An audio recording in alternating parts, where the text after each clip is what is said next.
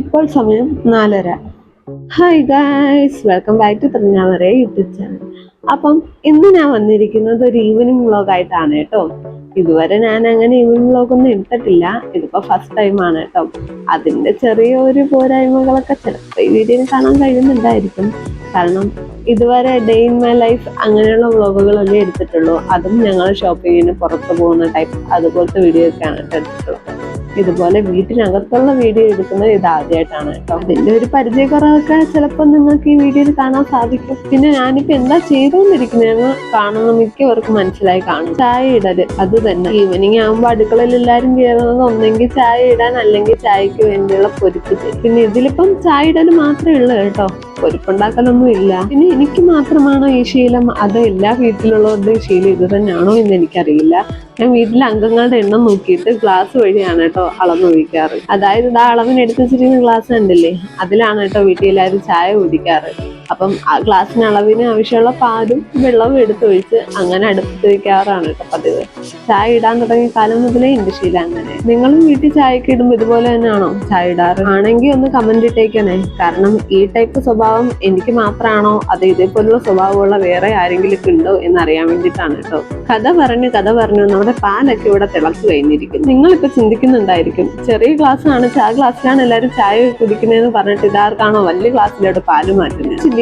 നിലവിൽ ഞാനും എന്റെ അമ്മയും മാത്രമാണ് ഇപ്പൊ വീട്ടിൽ ചായ കുടിക്കാറ്. പിന്നെ ആ വലിയ ഗ്ലാസ്സിൽ ചായ മാറ്റിയത് അപ്പയ്ക്കും, ഈ കുട്ടി ഗ്ലാസ്സിൽ ചായ മാറ്റിയത് പാല് മാറ്റിയത് എന്റെ ഏഞ്ചല് ഭാവയ്ക്കും വേണ്ടിയിട്ടാണ് കേട്ടോ. ഏഞ്ചല് പിന്നെ പാല് കുടിക്കാറില്ല, കുറച്ചകം നിർബന്ധിക്കണം, എന്നാൽ മാത്രമേ കുടിക്കൂ. പിന്നെ ആ ഇരിക്കുന്ന കുട്ടി വൈറ്റ് ഗ്ലാസിന്റെ ഇരട്ടിയാണ് കേട്ടോ ആ ഇരിക്കുന്ന വലിയ ഗ്ലാസ് പാല്. അളവൊക്കെ നോക്കി വെച്ചിട്ട് തന്നെ ഞാൻ കുട്ടി ഗ്ലാസ് ഒക്കെ എടുക്കുന്നത് അളവിന് വേണ്ടി. അങ്ങനെതാ ചായ ഇട്ട് കഴിഞ്ഞിരിക്കുന്നു.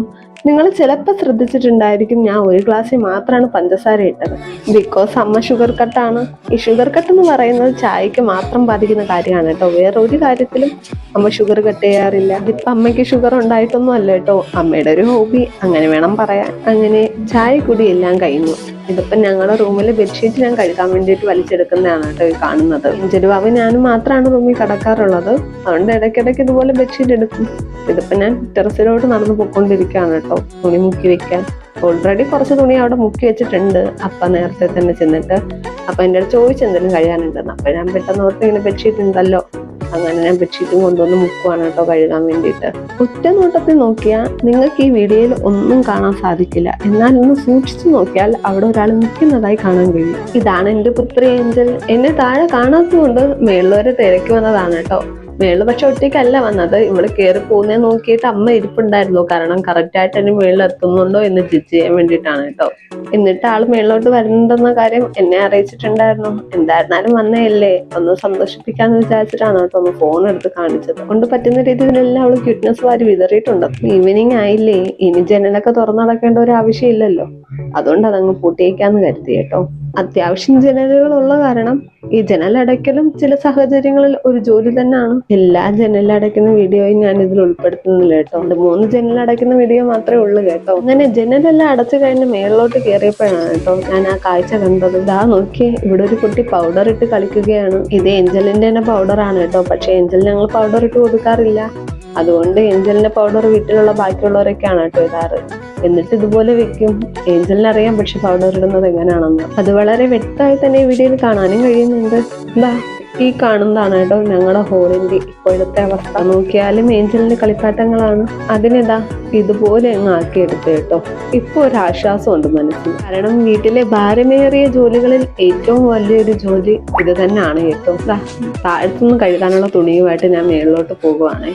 അപ്പൊ ഓൾറെഡി ഏഞ്ചലിനെ മേളിലോട്ട് എടുത്തിട്ട് വന്നിട്ടുണ്ടായിരുന്നു. എന്തായിരുന്നാലും ഈവനിങ് തുണി കഴുകാനുണ്ട്, അതുകൊണ്ടാണ് കേട്ടോ ഏഞ്ചലിന് ഡ്രസ്സ് ഇടാതെ എടുത്തിരിക്കുന്നത്. കാരണം എന്തായിരുന്നാലും ടെറസിൽ പോകുമ്പോൾ വെള്ളത്തിൽ കളി മസ്റ്റാ.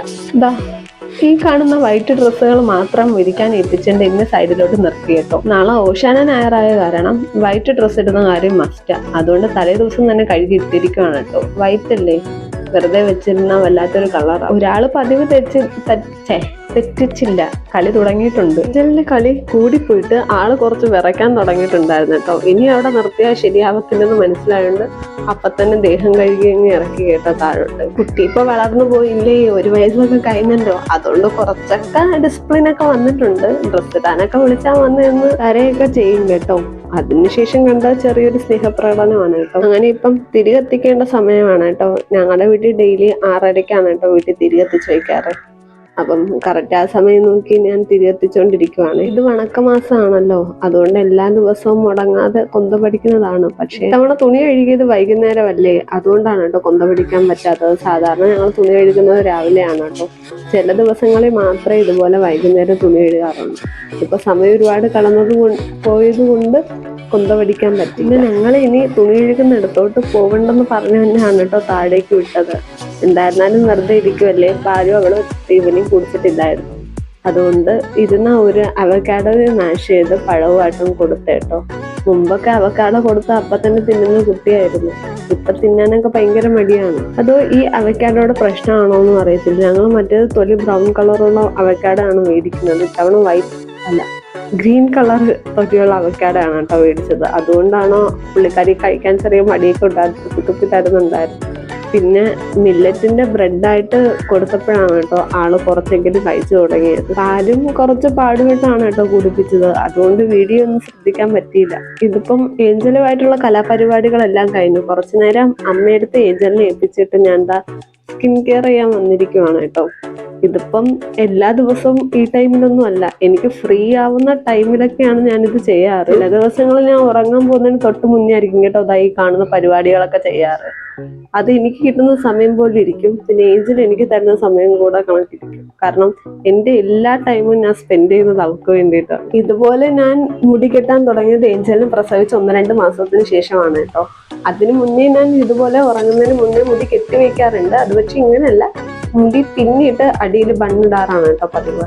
അങ്ങനെ എൻ്റെ മുടി ഒരുമാതിരി ഇങ്ങനെ വേവി ഷേപ്പിലൊക്കെ ആയിരുന്നു കടന്നുകൊണ്ടിരുന്നത്.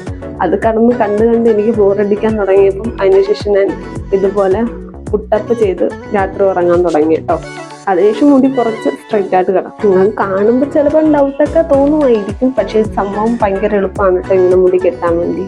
മുടി ജസ്റ്റ് ട്വിസ്റ്റ് ചെയ്ത് ഇടയിലൂടെ ബാക്കിയുള്ള മുടി വലിച്ചെടുത്ത് മേളിലോട്ട് വെച്ച് ക്ലിപ്പിടുവാണ് കേട്ടോ ചെയ്യുന്നത്. ഇത്രയും ഹൈറ്റിൽ വെച്ച് ക്ലിപ്പിടുമ്പോഴാണ് കേട്ടോ എനിക്കൊരു സാറ്റിസ്ഫാക്ഷൻ തന്നെ തോന്നാറുള്ളത്. ഇതാണ് ഞാൻ ഡെയിലി ചെയ്യാറുള്ള സ്കിൻ കെയർ. ആദ്യം ഫേസ് വാഷ് ഇട്ട് ഫേസ് നന്നായിട്ട് തന്നെ കഴുകും കേട്ടോ. ഞാൻ യൂസ് ചെയ്യുന്ന ഫേസ് വാഷ് എന്ന് പറയുന്നത് മാമാഅർത്തിന്റെ റൈസ് വാട്ടറിന്റെ ഫേസ് വാഷ് ആണ്. അതിനുശേഷം വൈറ്റമിൻ സിയുടെ ഒരു സിറമാണ് കേട്ടോ ഞാൻ ഇട്ടത്. എനിക്ക് മാത്രമാണ് ഇതുപോലെ മുഖത്തിട്ട് അടിക്കുന്ന ശീലമുള്ളത്, നിങ്ങൾക്കുണ്ടോ? അതിനുശേഷം ലാസ്റ്റ് ആണ് കേട്ടോ ഞാൻ ഇതുപോലെ മോയ്സ്ചറൈസർ ഇട്ട് കൊടുക്കുന്നത്. അത് ഞാൻ മാമാഅർത്തിന്റെ തന്നെയാണ് കേട്ടോ യൂസ് ചെയ്യുന്നത്. സിറം എൻ്റെ അനിയത്തി മേടിച്ചതാണ് കേട്ടോ. ഇത്രയേ ഉള്ളൂ സ്കിൻ കെയർ റൂട്ടീൻ. ഇഷ്ടപ്പെട്ട ലൈക്ക് ചെയ്യാനും ഷെയർ ചെയ്യാനും സബ്സ്ക്രൈബ് ചെയ്യാനും ഒന്നും മറക്കണ്ട കേട്ടോ. See you next time.